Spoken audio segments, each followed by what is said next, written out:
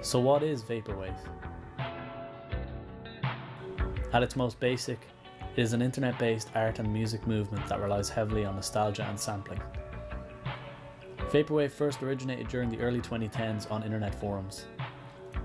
Users would share Vaporwave-style graphics and wallpapers. These gaudy designs contain many visual elements that have become a staple of the Vaporwave culture, such as a fascination with 80s and 90s pop culture, early computer graphics, and the retextualization of 80s and 90s smooth jazz and funk music used in advertising and as elevator music. The first musical releases from the Vaporwave genre were Chuck Person's Echo Jams and James Ferraro's Farside Virtual. They formed the basis of the hypnagogic sound that has become associated with Vaporwave. Hypnagogia is the experience of being between sleep and wakefulness. Many artists use hypnagogia as a way to fuel creativity, such as Salvador Dali. But how does this apply to Vaporwave? Vaporwave evokes the feeling of nostalgia. Much of its sampling relies on slowing down the original song and cutting up the layout of the vocals. For example, Nobody's Here by Chuck Persons, which is sampled from Lady in Red by Krista Berg.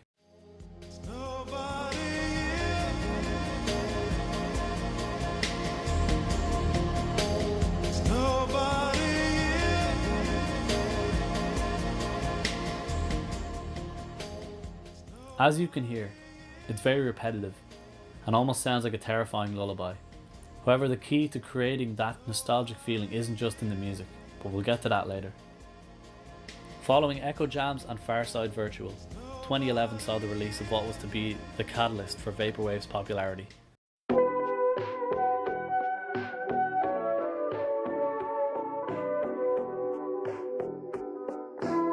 Macintosh Plus released the album Floral Shop online.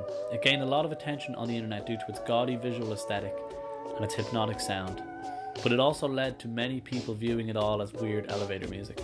Regardless of this, one song in particular gained a lot of attention and is now both positively and negatively associated with the genre. Lisa Frank 420 Contemporary, which is a sample of Diana Ross's It's Your Move. Many music fans look at Vaporwave as being a joke and criticising the ethics of the artists for borrowing so much from the original songs. However, for the Vaporwave community, this is to be the beginning of something special. The use of Japanese text and gaudy album art inspired those in the community to begin recontextualizing older music into songs with a completely different sound, taking the upbeat funk of the 80s and dulling it down until it became strangely nostalgic elevator music, with artists like Saint Pepsi coming along and adding that upbeat smooth jazz and pairing it with Japanese imagery and advertising.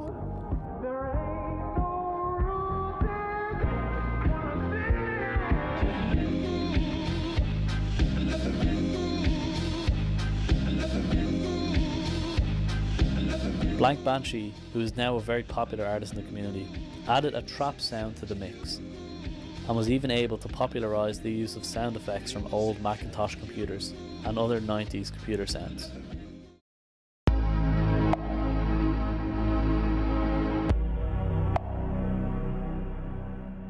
With the accompanying imagery, Vaporwave is able to stand out as not just a music genre, but also as an art movement.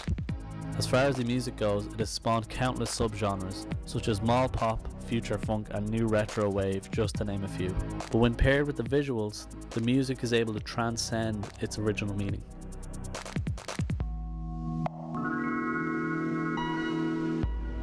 Most of the music videos feature classic advertisements, product placement or retro computer graphics, with much of the aesthetic of Vaporwave being inspired by classic American mall culture. Vaporwave is derived from the term vaporware, which is defined as hardware or software that has been advertised but is not available as it has not been finished.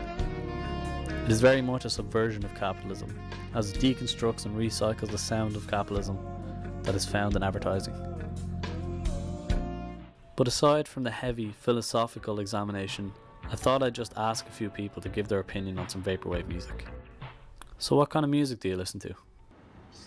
A bit of everything really, some rock and a lot of rap really.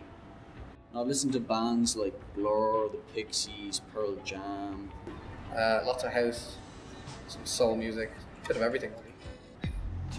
Well, it makes me feel like everything's in slow motion and slightly creeped out in a good way.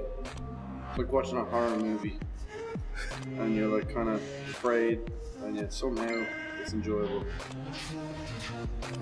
I don't understand what he's saying, but I like the way he's saying it. Yeah.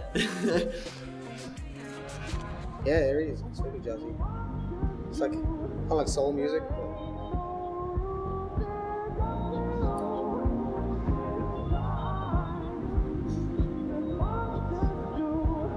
Very groovy. It's one of those nice, chill melodies, yeah.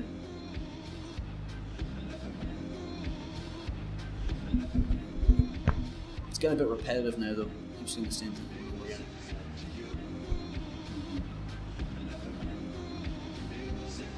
Are the bananas or moon men? I don't understand.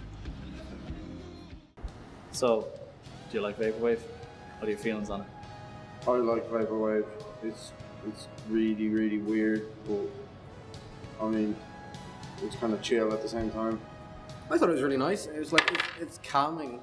So it seems like there's a lot of, it's very heavy editing in it, like manipulation of voices and stuff, but it's very nice to listen to. Like it's very relaxing music, as a whole. I have to say, like It's like, yeah, it's like something like a fall asleep tip.